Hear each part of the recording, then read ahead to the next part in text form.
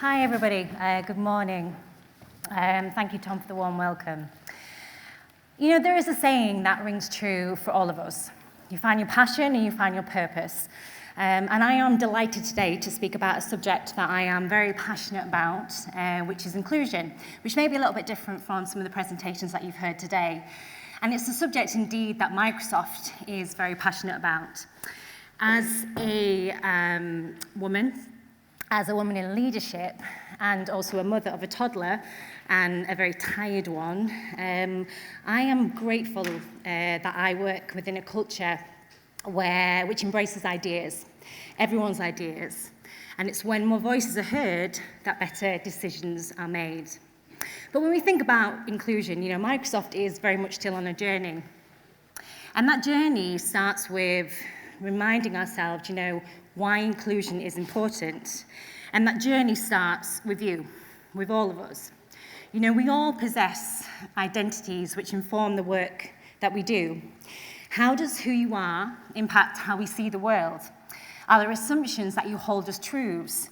And how do those assumptions and biases potentially play out in our everyday lives? This, for me, is a beautiful illustration of what we mean by diversity. There are so many layers to it. Certainly, diversity goes beyond what the physical eye can see.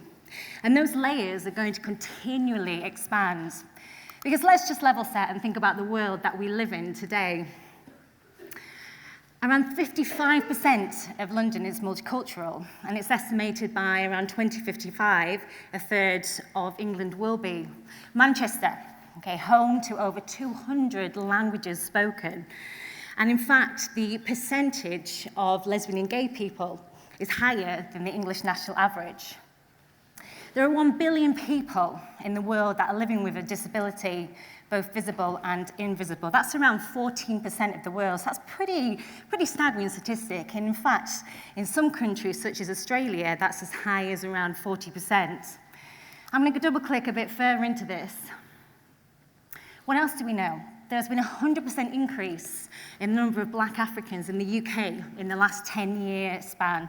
For Bangladeshis and Pakistanis, that's around 60% increase over the last 10 years. Interesting statistic.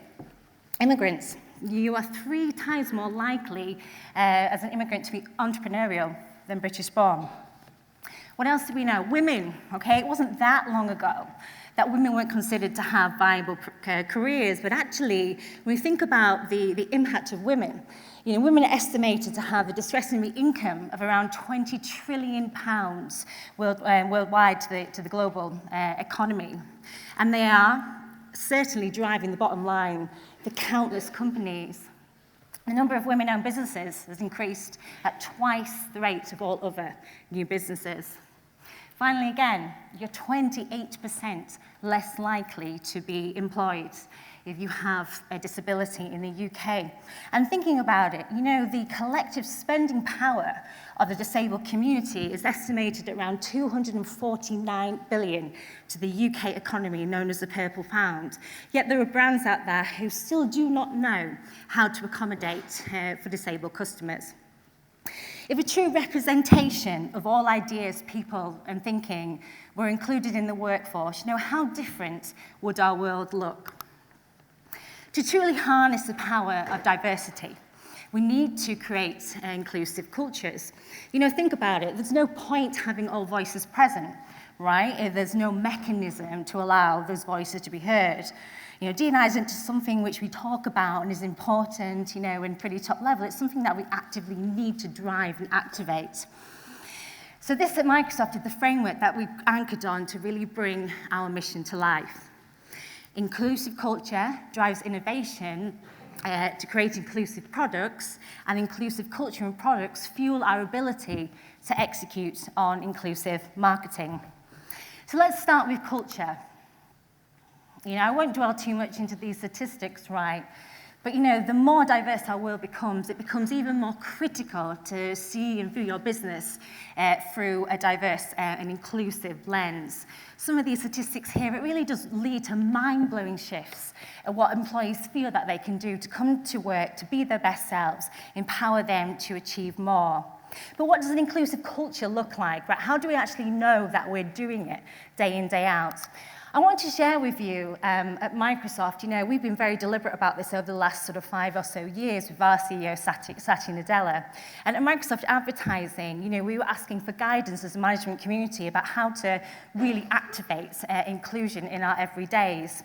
We worked with the Khalil Jameson company, a consultancy, to come up with the 10 inclusive behaviors. Now, these are 10 actionable behaviors which have helped drive a cultural transformation within Microsoft.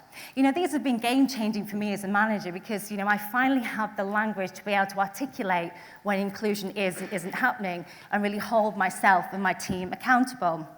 Although these may seem commonsensical, let's say, I'd ask yourself to really challenge yourself whether you deliver on each and every one of these day in, day out, at home, at work, with clients, in a pitch, in a brief, for example.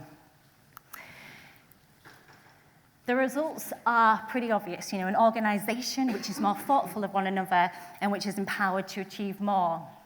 A couple of other things to think about when kickstarting an inclusive culture. Surround yourself with diversity, commonsensical, right? But really foster a culture of diversity through, kind of key principles.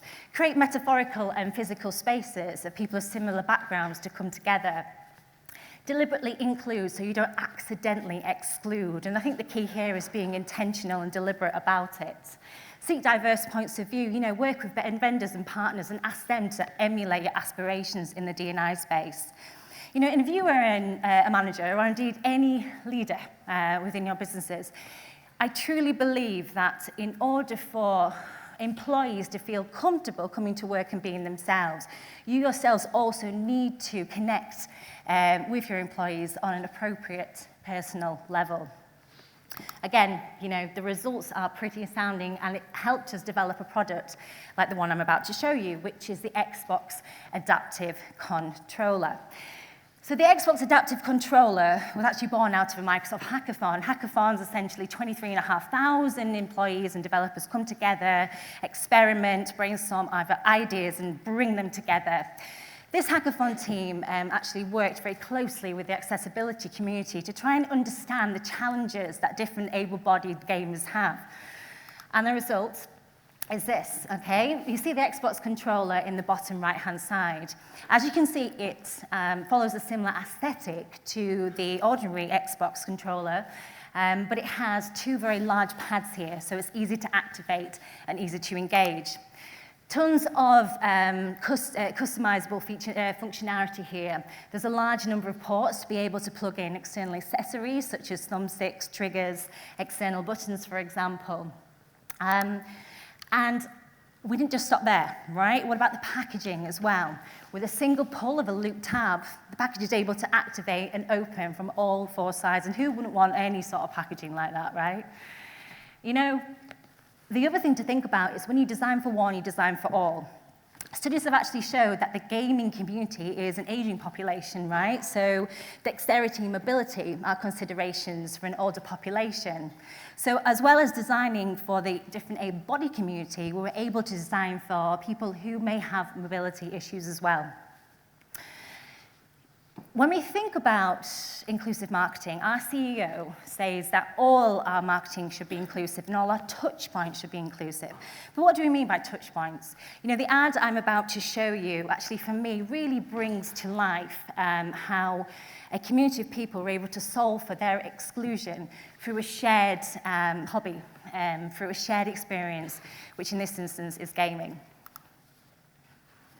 Rover. Sean. My name is Ian. I'm Taylor. My name is Owen, and I am 9.5 years old. So Owen was born with a rare genetic disorder called Escobar syndrome. He's had 33 surgeries to date. I love video games, my friends, my family, and again, video games. It's his way of interacting with his friends when he can't physically otherwise do it. What I like about the adaptive controller is now everyone can play. You can just say, all right, that's that button, that's that button, that's that button. Perfect. One of the biggest fears early on is, how will Owen be viewed by the other kids? He's not different when he plays. No matter how your body is or how fast you are, you can play. It's a really good thing to have in this world.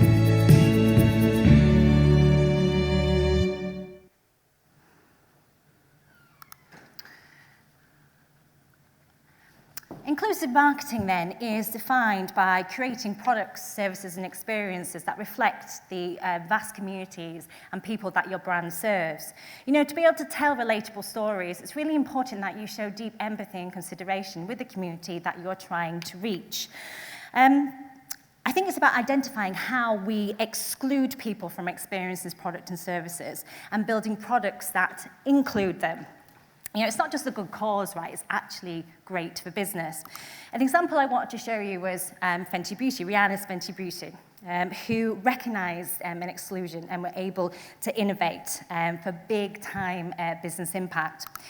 You know, prior to Fenty Beauty coming onto the market, you know, buying a foundation was ultimately a challenge for many people, with about 5 or 10 shades of foundation available over the counter.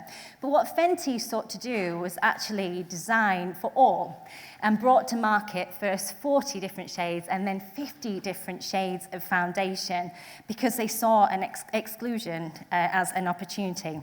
And the results were pretty astounding. First and foremost, you know, if we read this quote, I hope you can see it with the lighting, but, you know, from the founder, Rihanna, this prompted a deep emotional connection with customers who, for the first time, found that their exclusion, right, their issue was actually solved, and that meant something deeper and more profound to them, creating a very, very clear customer connection and affiliation with the brand. Fenty Beauty was really clever as well at using social media platforms to create an outlook for the authentic voice of the customer to come through as a true protagonist, coming up with campaigns such as the Friday Fenty Face-Off. And the results? 68 million euros earned in earned media value in the first month. 132 views of Fenty-related content on YouTube. I might ask for some audience participation here. In the first 40 days, then, what do we think of launching Fenty Beauty? How much revenue was generated? Anyone hit me? 100 million. Not bad at all. Actually, that's around 89 million euros. If we interpreted that in dollars, we're not far off at all. I didn't put this in pounds because maybe it wouldn't look as impressive at the moment. However, what about in the first year of your launching Fenty Beauty, how much revenue was generated? So we've seen in the first 40 days, what about the first year? Okay, I'll help you out with this one, $446 million. So euros. So what can we learn then from Fenty Beauty? Again, they saw exclusion as an opportunity, and really this should be the mechanism to create white space within any business. The voice of the customer, content was authentic, but very much front of mind. Customers really cared about this inclusive product, really driving clear customer engagement. And the celebrity endorsement, again with Rihanna, was authentic, but not necessarily front of center, which allowed, again, the voice of the customer to be that key protagonist and really drive the brand forward. I want to share a couple more examples of what I think are great examples of inclusive marketing. So Tommy Hilfiger, who recently brought out their adaptive clothing range for both adults and children. They created clothing with, for example, magnetic closures, adjustable waist, one-handed zips, all of which didn't actually compromise, let's say, the integrity and the style of the brand. Another example in the UK is M&S, who created Easy Jest kidswear, which actually shows that there are brands at both ends, let's say, of the fashion spectrum, that are realizing that there is a community of customers who are there to be accommodated and catered for. Who else? The River Island, right? They have been, spearheading their pro-diversity campaign over the last 12 to 18 months, using kind of the tagline, labels are for clothes. And their advertising, their marketing contains or, depicts models of all shapes, sizes, ethnicities, genders, and abilities, let's say. Well, so Kleenex, a bit of a different example, but a good one. They actually made a very deliberate effort of removing any language from their packaging, which excluded gender. As you can see here, Kleenex man size actually became Kleenex extra large. To Clothing, again, a really good example, who came to market with the 2 Summer of Love this summer. Okay, they, again, in all of their clothing range, their advertising, the marketing, the message and the call to action was to say yes to feeling good, no matter what shape or size you are. Finally, women should be defined by their actions and not just by cliches, is the latest battle cry from the RAF. So the RAF were renowned for really advertising and marketing to a more male-orientated audience. But again, this is a very deliberate effort of the RAF to make sure that their marketing campaigns were very much inclusive. Again, a really good example I want to show you is Morrisons. So Morrisons actually implemented something called quiet hours in about 493 stores across the UK between the hours of 9 and 10. They did this because after surveying their customers, they realised that around 20% of their customers had a friend or a family member who suffered from autism or another, let's say, neurodivergent condition, which is often overlooked sort of in the D&I conversation. And also, even more poignantly, around 64% of customers with autism actually avoid the in-store experience completely. You know, this was a first really in the grocery market and really, really well received, you know, alike. And, you know, so much so, I think this is a really good example that reminds us that inclusion should be part of every stage of the business model, right? The in-store experience is the most tangible and visible way for a consumer to interact with a brand. Lots of statistics here. I just want to call out a few because, of course, you can read them. 25% of the most progressive ads are more likely to be effective. Why? Because they're relevant, right? They're enjoyable, they resonate, they mean something to the audience. And probably the final data point, 91% of millennials say they'd switch to a brand that is associated with a good, benevolent cause. I'd say also that statistic's as high as around 93 to 95% among mothers as well. My last example is Tony's Chocolonely. So next time you actually eat a chocolate bar, I want you to remember this. There are around 2.3 million children that are working in child slavery in the Côte d'Ivoire and Ghana. And whilst the major chocolatiers acknowledge this, there hasn't really been many deliberate efforts to address this and drive action. What Tony's Chocolonely did was actually create a shared value chain platform known as the Bean Tracker, which actually traces the journey from bean to a chocolate bar. And their aspiration is that traceability become the industry standard across the chocolate industry. Their aim is obviously to combat child slavery one chocolate bar at a time, and I've really called for other chocolatiers to join them on this journey. And they taste amazing as well, if anyone has experienced one. So bringing all that together, you know, what have we learned and what can I share with you about my view around inclusive marketing?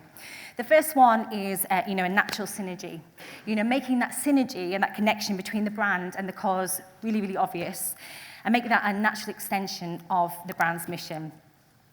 Deep customer knowledge, you know, do your research. Stereotyping any community of people is the fastest way of showing them that we really do not understand them. Demonstrate authenticity, you know, lead by example. Demonstrate worldwide commitment inside and out. I use the example of the Xbox controller, the adaptive controller, sorry. If you design for one, you design and you delight for all. And this isn't just limited to the products that you create, it also extends to campaign strategy. Finally, a benevolent brand attribute. You know, what part of your brands can serve a higher purpose, you know, and really make that a brand attribute. So hopefully I've told you or explained to you really how Microsoft thinks about our framework, how inclusive culture drives innovation to create inclusive products, and how inclusive products and inclusive culture fuel our ability to execute on inclusive marketing. Thank you very much.